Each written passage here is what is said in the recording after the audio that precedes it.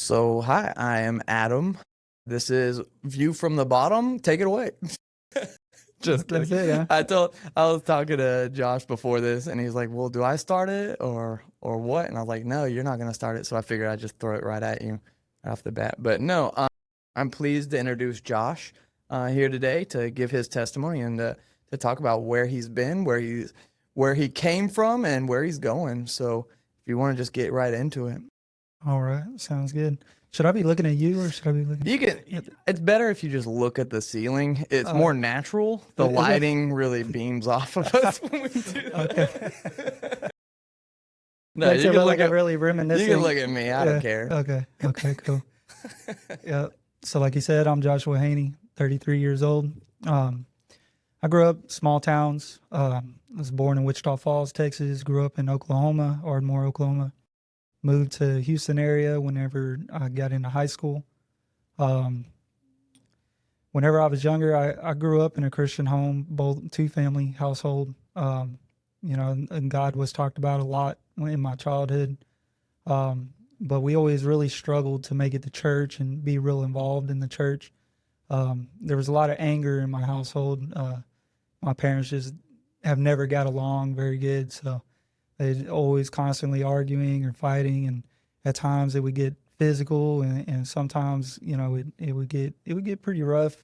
We could never really spend a lot of time on vacations or going out together and doing things together because it'd always be a fight, always be an argument. That created a lot of anger in my life as a child.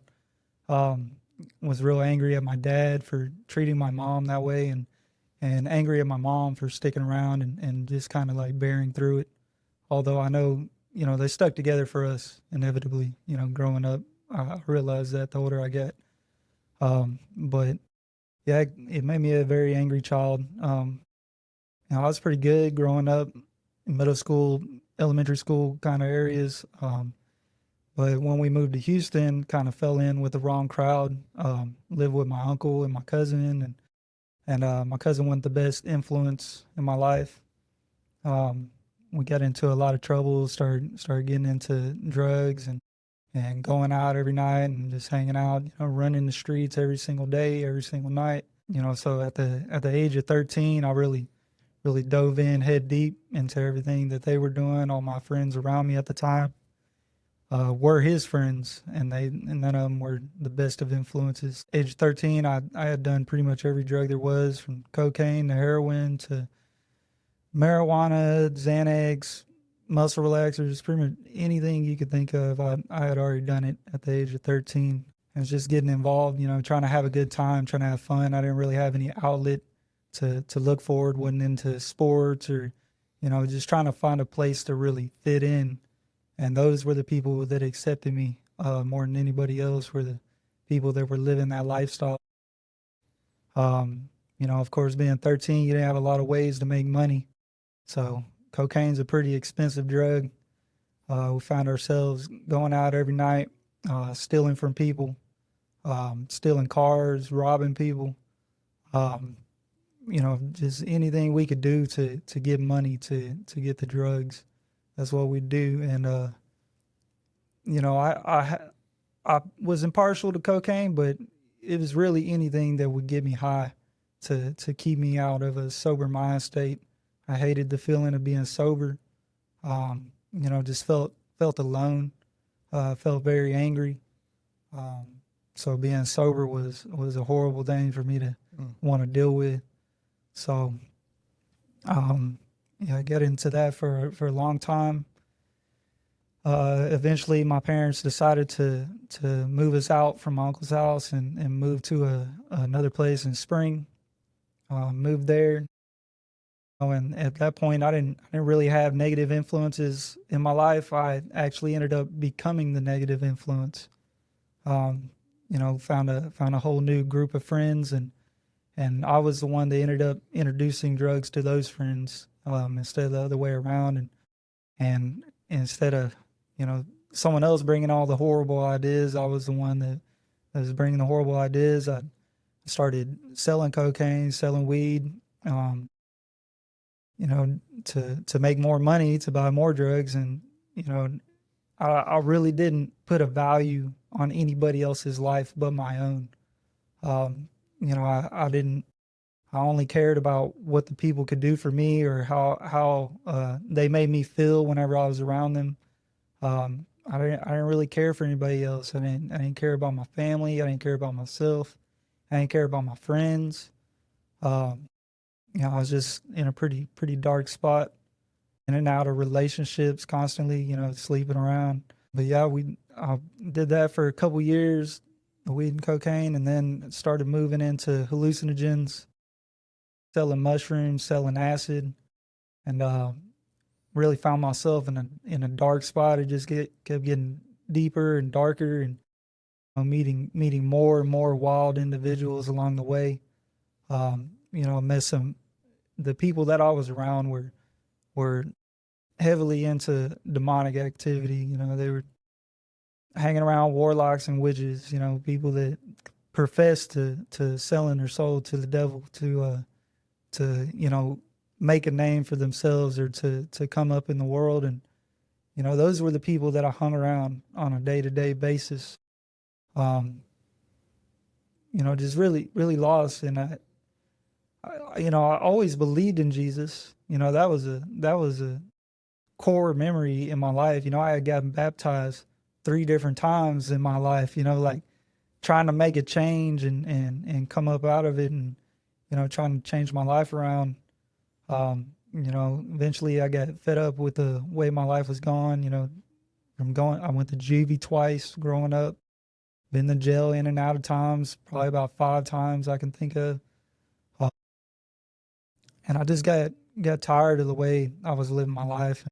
So I started cutting friends off, started trying to move away from it, and found myself in a position where, I would every once in a while go back and hang out with them friends and try to talk to them about Jesus and my faith and bring them out of it. But every time I just fall back into the same cycle over and over again. Nothing really was a profound change. It was like I was wearing Jesus as an accessory to my life, using him for helping me and keeping me protected. And I know he is always there. He is always looking after me. He always kept me from dying or going to prison or like being seriously injured, because I found myself in a lot of real sticky situations, where I could have definitely been killed quite a few times. Um, but I started cutting friends off, getting involved in church, joining choir, but I still, I got married, had a kid, started my own company. But there was still a lingering depression that was there. There was still a disconnect from loving people and from having a deep connection with other people and myself. Learning how to live with myself. So I'd jump around from job to job, trying to find things to take that depression away, but it just always lingered there. I was having suicidal thoughts every single day, really contemplating on it. I wouldn't talk to nobody about it because I was serious about doing it. Yeah. When you're serious about doing it, you don't really talk to people about it. It's something you just keep internalized. Um, and then one day I was watching a YouTube video, and they were talking about the spiritual realm and combating the spiritual realm on a different level. And is talking about how God is everything that has led up in our lives to this very moment. Every situation, every struggle, every negative thing that had happened, it had built me to the person I am today, that I could use that to glorify God in his kingdom. And that he loved me, that he's always been there. And I felt his love at that time. Um, and it wasn't the love that I was shown growing up. It wasn't the love that people around me had shown me. It wasn't a superficial love or uh, I wish I loved you. It was a real authentic love that is hard to explain exactly what it was, but it was almost like a high to me. It was the best feeling that I've ever had in my life, and And ever since then, I've been chasing that eye. You know, I surrendered my life, and I noticed that was what I was missing the whole time, is that surrenderance. I always wanted to bring God along with my plans and have Him involved with what I want to do. But what we want to do has never been what He wants us to do. And whenever I put myself in that place of surrenderance and place of accepting His love for what it was, it changed my life. You know, I haven't been depressed a day since. I quit vaping after, you know, I've been smoking cigarettes since 5th grade. Yeah. Back when it wasn't even cool. None of my friends were smoking cigarettes. I was the only one. It wasn't cool at all, and I was the only one doing it. You know, but I just quit it instantly. Just took that desire from me, and I realized that, you know, we always want to try to be the main character in this life, but this life ain't about us. We're not the main character. It's about Him and what we can do, and what we can do for each other. Man, there's a lot. There's a lot to that. There's a couple points that really struck me. One was, and we kind of talked about this the other day, but it was when you travel, when you move around a lot as a kid, or if you're just kind of different, you know, the people that gravitate towards us are the other. Back when we were younger, they were the rejects, right? It wasn't part of the cool kid clique or the jocks or the popular ones, but like it was the only group that would accept all the mess ups. Like, we don't care about your problems, come with us, we got problems too. Yeah. And that's usually what leads into, and those are usually from broken homes, drug addicts, and all that kind of stuff. And it's like you can't help but get involved in that world. And so it's I try to think about that when I think about the Christian walk.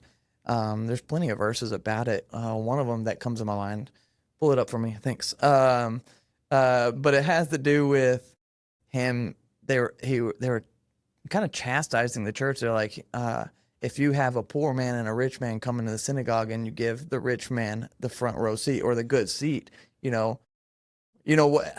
And I'm misquoting it, like I'm butchering it right now, but it's essentially like, why are you doing that to this guy? Right. And then I think we as Christians, we sometimes have that filter if we haven't gone through a rough, outlook, and we go, well, that person's dirty, Yeah. or that person's got issues. It's like, Right.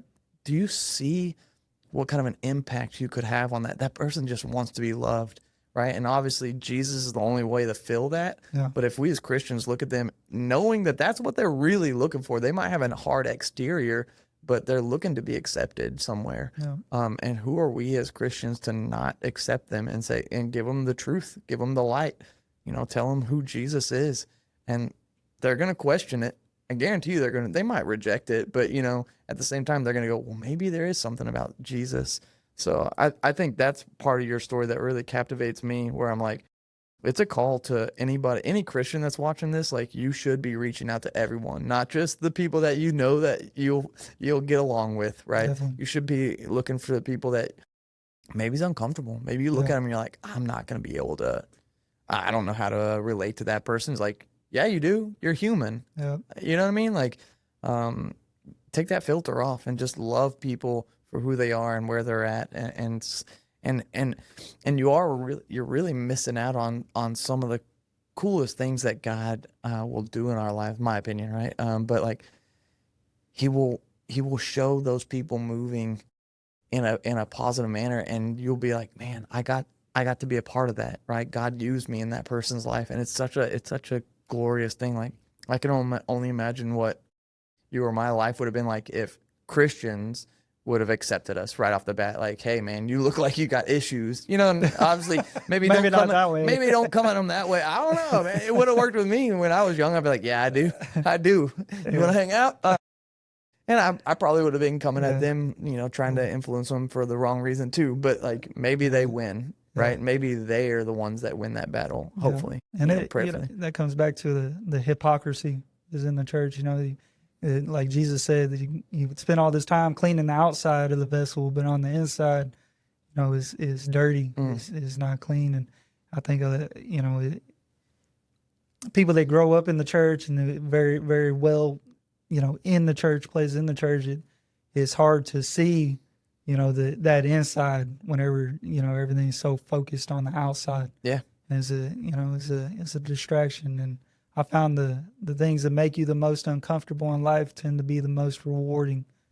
So, Yeah, and it kind of goes back to one of the things you were talking about, which it's things that are hard to see. And you're going to get that in the Christian walk. You're going to get that in that, because you reminded me when you were talking about you had this heavy burden that was following you around, even after you started going to church, and you're trying to do the right thing, but like you were taught everything else. So you're just trying to be guided by God, but like you don't know how to do it. And that whole time you're carrying around this baggage, and that baggage, what I think you were saying is you're like, the relationship wasn't there. yeah, Like exactly. it was all paper, and then, like, once you finally figured out, oh, I can actually have a relationship with God, like that's really Well, from, that he wants a relationship. he does. He wants that We don't have personal time. relationship. He's calling everyone, and we have the choice. And it's easy to chalk things up to coincidence too, where you're like, that wasn't really God. I just so happened to see a Bible there. It's like, maybe that Bible was him, like, acting. You're putting parameters on God. He can do it however he wants. Whether it's a song that was playing, or a person that he puts in your life that truly transforms you. It's such a cool thing. And we're called to seek his face. And I think anybody that's watching this that doesn't have a relationship with God, like, I offer you the challenge, I want to say this in the most respectful way, but like, challenge God to come into your life. Say, God, like, if you're real, this is what I did. And I don't know if it's the healthiest way to do it, because God should be revered. But that's what I did. I was like, God, if you're real, show me. Like, cause I know what I was taught, but that's their religion. That's not mine. So if you're real, I need you to show me. And man, he did. Like, he changed my whole mind. My whole world turned up. It's no longer their religion. It's me. It's my personal thing, and nobody can take it away. It's a gift that God gave me, and I'm just so grateful for that. But it all came from me challenging him, Yeah. and now I turn back and I'm like, hey, I'm sorry for being cocky, God, like, like, challenging you, but like, I wouldn't take it back, Right. because it's the realest thing I have in my life. It's the realest form of love I have in my life, and I have a loving family, and there are people in my life that I truly believe they love me back, but it's nothing compared to his love. Well, it's to the best of their ability. Right. We only love how we've been shown how to love. Yeah. You When it comes down to, what were some of the things that were, when you're saying you were walking around with like dark people, what made you phrase it that way?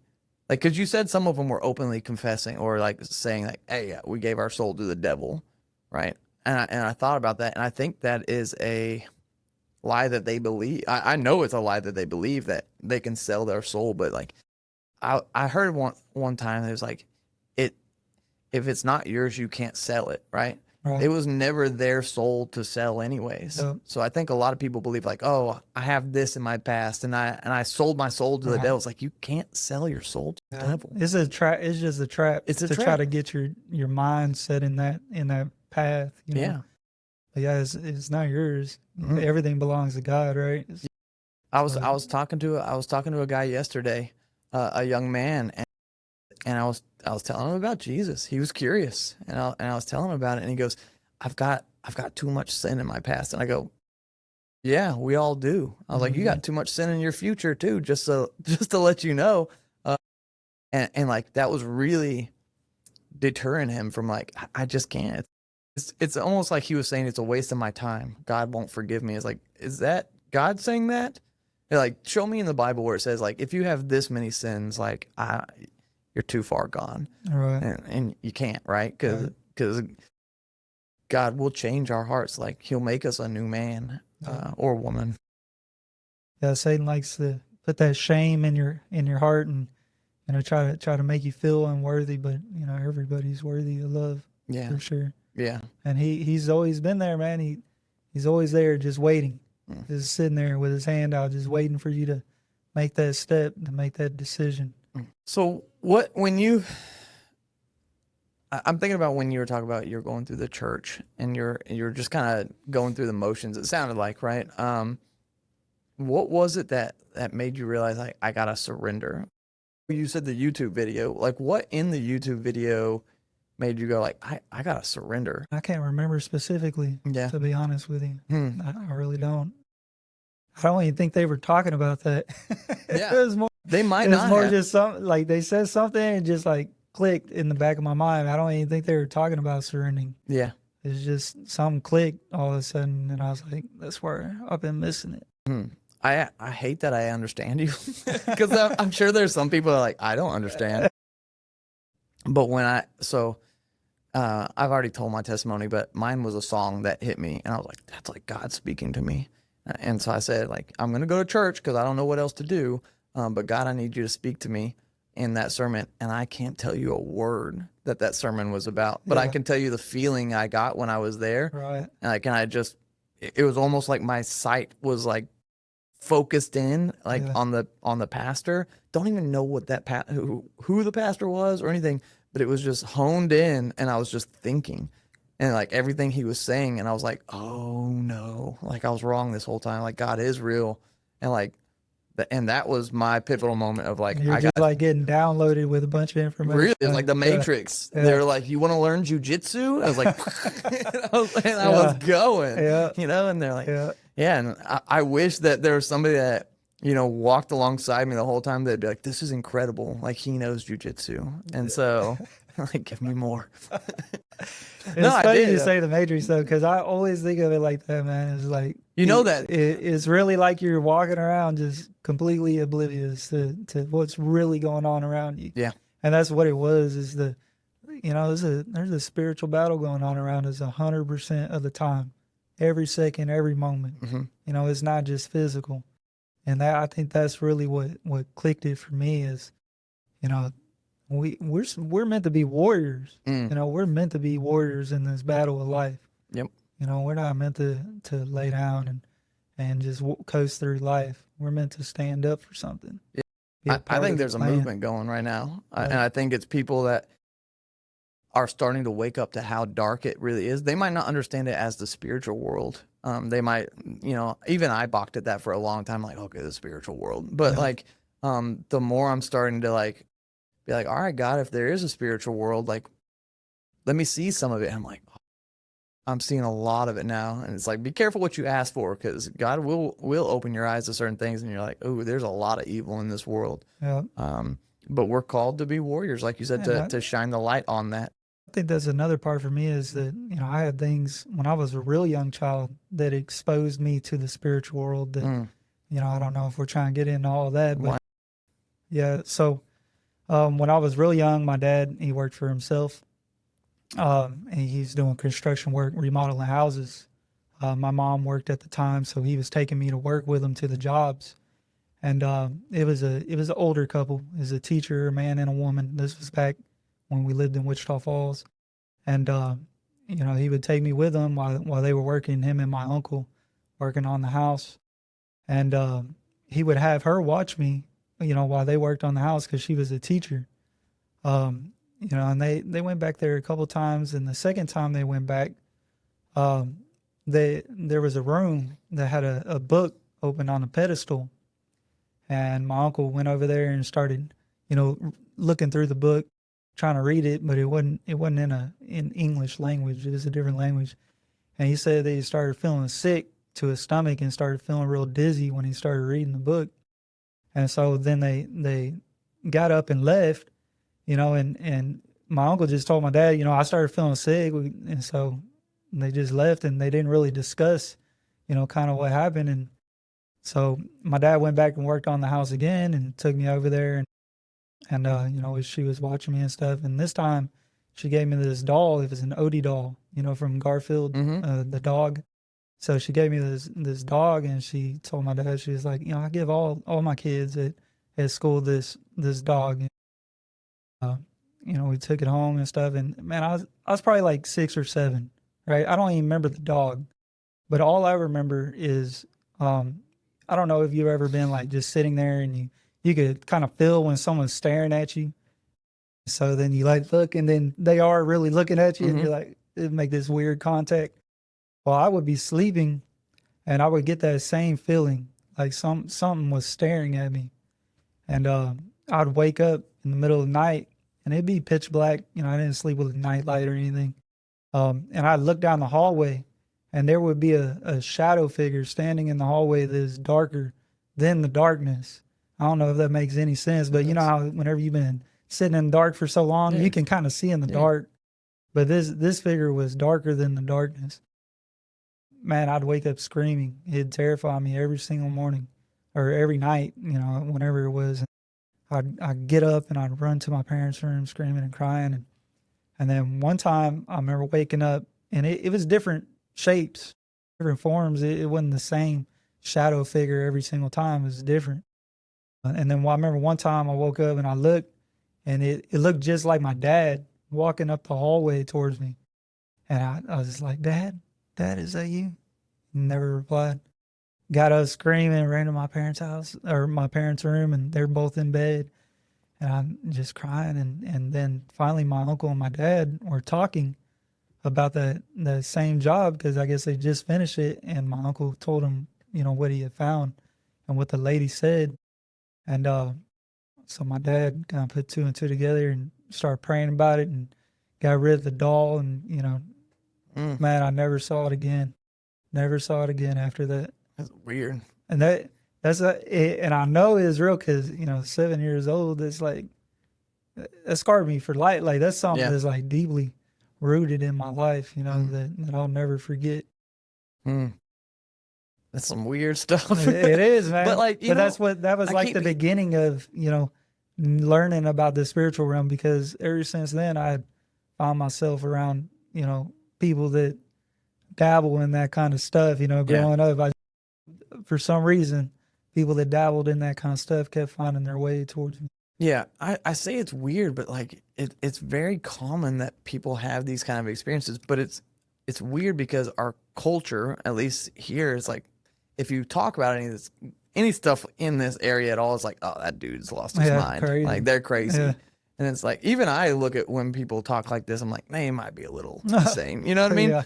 But the truth is, that's just because I don't know. I have my own problems, but like, there is something to it. There is, you know, some of the people that I'm involved with, when they move into a new house, they start praying over the whole house. And the first time I experienced that, I was like, all right, guys. This is kind of weird. All right, guys. Like, that's some like traditional stuff, you know, but I'm not so sure it's wrong. Yeah. You know, what is the negative of saying, God, I want you to come into this house and fill the walls. Right. You know, I want anything that could be, you know, of an evil spirit, right? I want it out of here. I want no part of that, right? What is wrong with that? And it's like, you know, maybe we'll die and we'll go to heaven, and God will be like, yeah, that wasn't. Well, I understood your heart, but like, but maybe not. Maybe he'll say like, no, there really was, you know, stuff. You know, so I just believe in the power of prayer, and I know that God knows our heart, and I think that's why. That's one of the most beautiful things, is when he transforms our heart, and like, we're chasing him. He's watching it, and I know he's smiling. Yeah. Like, you know, God is a personal God, and he's with us all the way. Like, I was thinking about your whole testimony, and like, and you're like, you mentioned how he used him as a trinket. Like, it's like, now, he was still with you the whole time, protecting you. You know, obviously there were rough times, but like, he was guiding you, and he was shaping you in such a beautiful way that, like, when it gets to that point, he's going to be able to transform you. But hey, just want to say thank you for coming on, taking a bold step, telling your story, and we just pray that whoever it is that's watching this, that needs it, be bold and call out to God, and watch your life transform. It's something that I can understand being scared. I'm sure you can understand. It's a scary way to look at something. You're like, I just don't understand, or I'm afraid of what that might look like. And it's like, but if you just trust in God, he said, I will turn your ashes into beauty, right? Like, just trust in him, and trust the process, and walk towards that light. And like, It's an amazing story, but thank you for sharing Yes, once sir. again. Yes, sir. And if you do have any problems, I always forget the number, but contact us, reach out to rockbottomhope.org. Tell us your story. If you need help, if you're at a rock bottom and you know it, just please don't do it alone. We're here for you. That's what we do. So we love you, and we wish you a blessed day on you. Have one.